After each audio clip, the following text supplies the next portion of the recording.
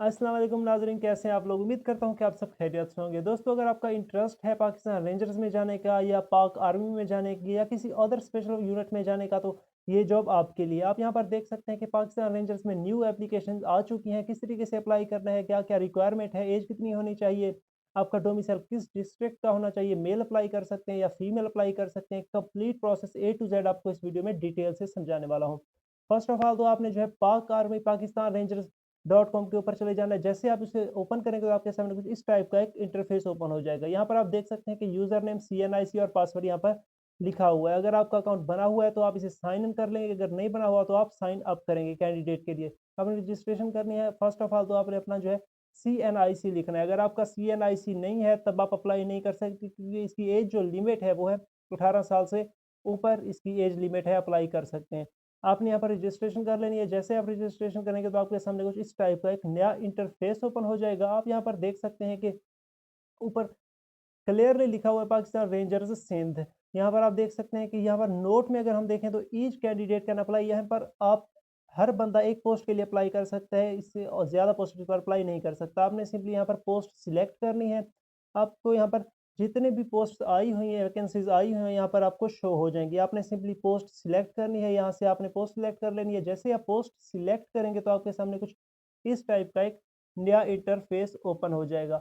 अब आप यहाँ पर देख सकते हैं कि फर्स्ट ऑफ ऑल तो जो है यहाँ पर डिटेल में लिखा हुआ है कि जो इसकी लास्ट डेट है अप्लाई अप्लाई करने की, वो भी यहाँ पर लिखा हुआ है, और उसकी एप्लीकेशन फ़ी कितनी है वो भी यहाँ पर क्लियरली लिखा हुआ है।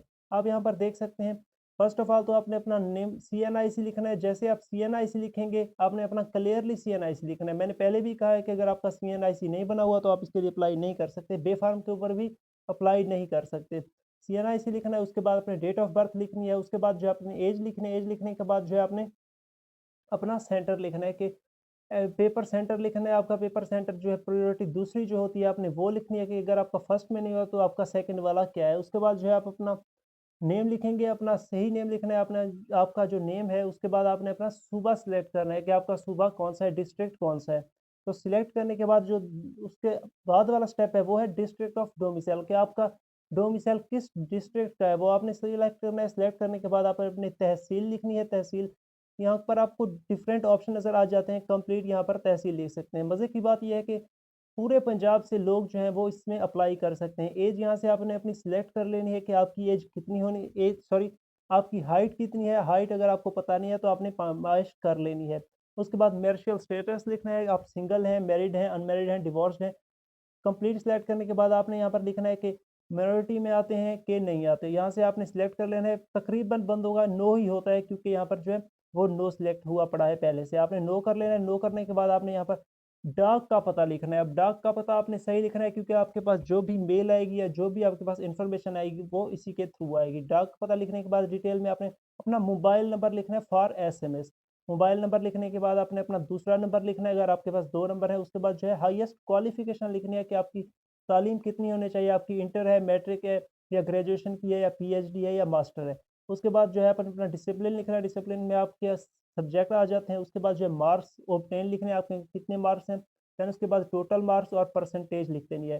देन उसके बाद जो है नेक्स्ट वाला स्टेप है डिवीज़न। डिवीज़न आपका कौन-सा है, डिवीज़न जो भी है आपने वही सिलेक्ट करना है। उसके बाद आपने अपना ग्रेड लिखना है, ए प्लस है, बी है, सी है, कोई भी जो आपका ग्रेड है वो आपने सिलेक्ट करना है। देन उसके बाद टेक्निकल डिप्लोमा, अगर आपके पास कोई टेक्निकल डिप्लोमा है, आईटी का है, किसी और चीज़ का है, वो आपने यहाँ पर सिलेक्ट करना है। उसके बाद आपने ट्रेड सिलेक्ट करनी है।